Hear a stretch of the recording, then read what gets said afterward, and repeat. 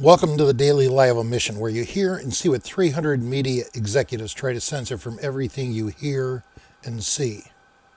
I'm reporting tonight from Cleveland, Ohio, site of the Republican National Convention, and to call it an anticlimactic cakewalk would not be an understatement. Because I've barely enough material to report, I'll save it until after the convention's over and do a separate report before moving on to Philadelphia. Instead, we're going to talk about the Second Amendment and the people's right to bear arms. This will be a multifaceted report on the legal, historic, and current environment our Bill of Rights faces. Particular attention directed to the Second Amendment and a no-holds-barred examination. First, we'll address the legal and constitutional perspective, because words must mean something else they mean nothing at all. Then we'll examine the growing systemic failure not only America is mired in, but the entire world. I know everyone is getting worried about the escalating violence in the world today. There is no comfort in knowing we are only in the early stages of this process. We'll close out this episode with relevant observations on the current capabilities of not only the civilian population, but the increasing level of military arms growing within all our domestic federal agencies, and compare it to the potential civilian force of a Minuteman militia.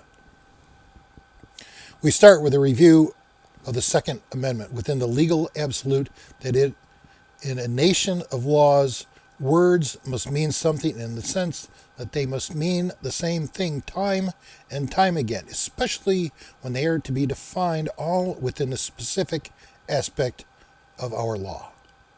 A fine example of this is in our Constitution, specifically our Bill of Rights. The key word in our Bill of Rights is the people. I'll share a short passage from my book, The Science of Liberty, American Reformation, beginning on page 52. The term the people, found in Amendments 1, 2, 3, 9, and 10, at the very least, must mean the same for each amendment. Now, if we believe that the people comprise all citizens in Amendments 1, 3, 9, and 10, then we must accept that the people must mean all citizens in the Second Amendment. It is not restricted to a state or government-connected militia. The Second Amendment, as it refers to militia, then, can only refer to the inalienable right of all Americans to be free to form a militia or Minutemen, as mentioned within the parlance of 1776.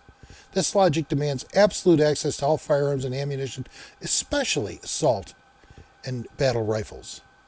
Switzerland is a fine example of a population trained to defeat invasion, both from within and without, and within our Constitution, we Americans have been granted the same power.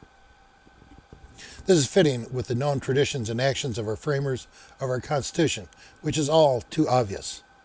Of course, the real question people who espouse gun control propose is one of giving up some of our freedoms for a little security. However, those people no more have the right to prevent us from exercising our First Amendment's rights of free speech than that of the Second, Third, Ninth, and 10th Amendments.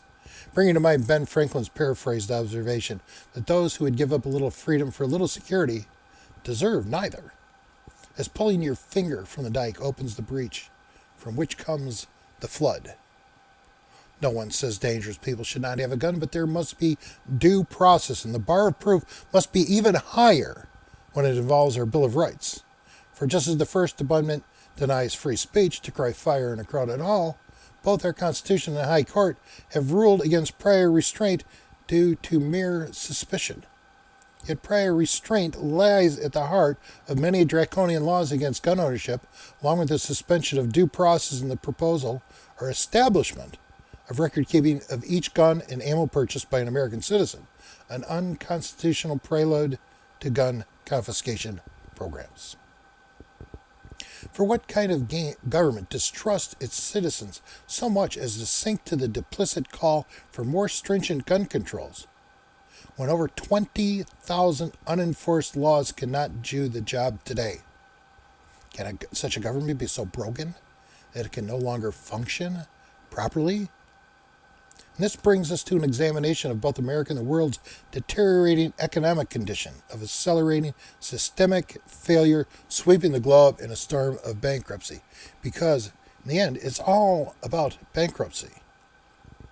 Most people don't know it, but history defines a revolution as a governmental bankruptcy of the people. These bankruptcies occur when a government gets so incestuously centralized that both it and those who benefit from this centralization begin to outgrow the ability of the nation's economy to support them, and the government and its inherents begin to devour the nation. This is the case in America today, and we have entered an age of revolution. It is important to understand there are only two daily operating models of both government and finance in our world. One is when the government rules the people, and the other is when the people rule over their government. This is called a state of liberty and is highly decentralized. The former is called everything else, but in the parlance of political science, it is called the status state and includes communism, socialism, fascism, and democracy, and anything else you can think of, all characterized by exponentially accelerating centralization of power and money, which is their defining trait. There is no separation of powers in America today, as 90% of our laws are not passed by Congress, and the machinations of government and finance have been centralized in very few hands, corrupting them all. America no longer adheres to our Constitution. The entire practice of America as a nation of laws is being severely threatened, and nowhere are we more visibly under siege than in the defense of our Second Amendment. People ask me, what is ever going to cause the people to get up and put a stop to it all? My answer is always the same. The people will change with the government's bankruptcy of the people. This is the game changer, because history defines, again, revolution as a government's bankruptcy of the people. That is exactly where America is today. With the growing danger of revolution, we find first government, and then the anarchy that follows it, our greatest threat. Given this looming reality, being able to defend both our families and ourselves is not only our right, it is our duty to each other in our nation that was founded upon the blessings of liberty.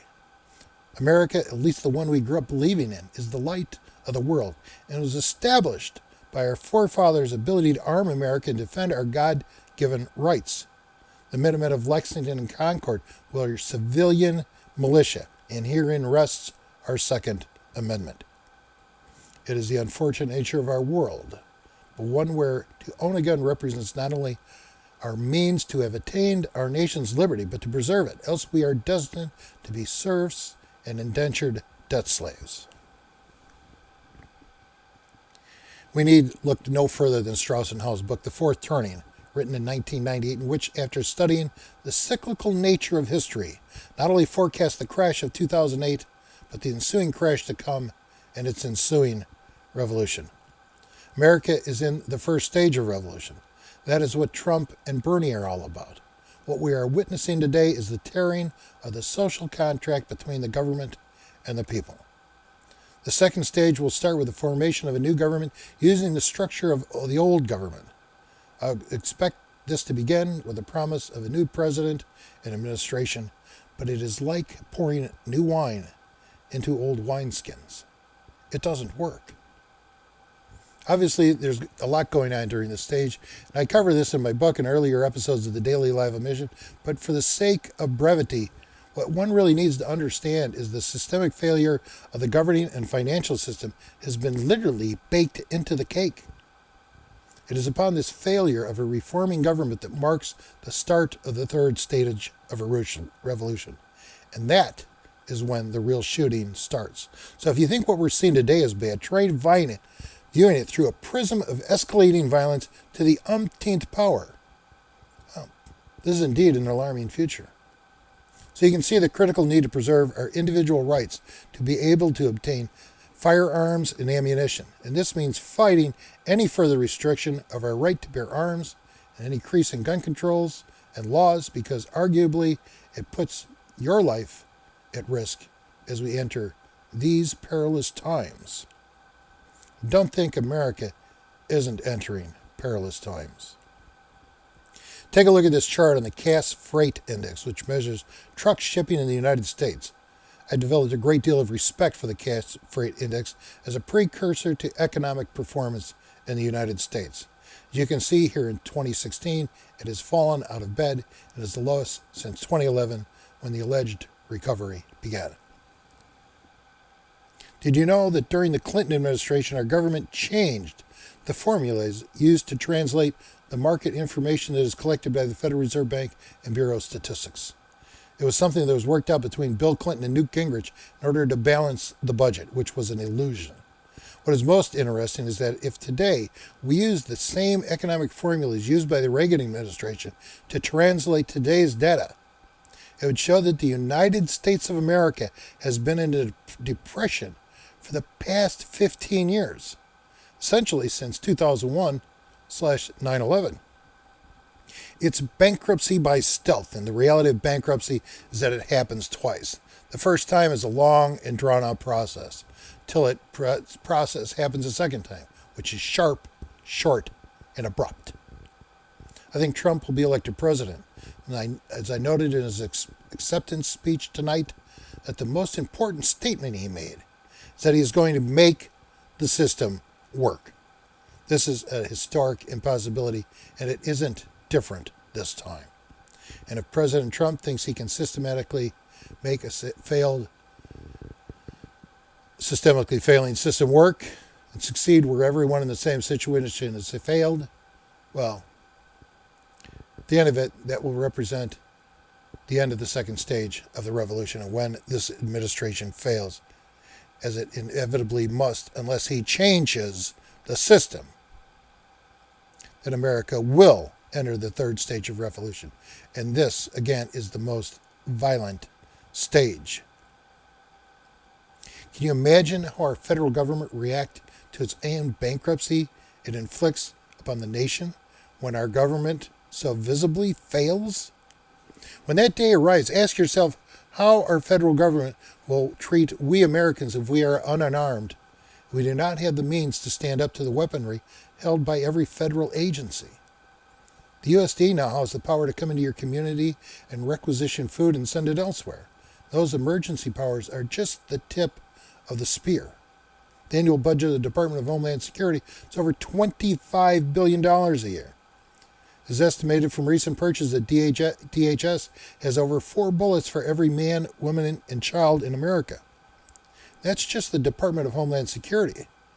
Since 2005, the federal government has spent $150 million a year providing machine guns, cannons, ordnance, body armor, explosives, surveillance, drones to arm the IRS, the USDA, the US EPA, the FDA, Health and Human Services, et al., including the Smithsonian Institution. It's $1.5 billion. Today, every domestic federal agency is armed to the teeth, leaving the obvious question, armed to the teeth against whom? It's an excellent question. And while 300 million guns can give an oppressive government a cause to pause, the final ability of the people to be able to ultimately defend themselves and cause the government not only to pause, but to surrender to the people is the reliable access to those guns and arms our Constitution and Bill of Rights guarantees us.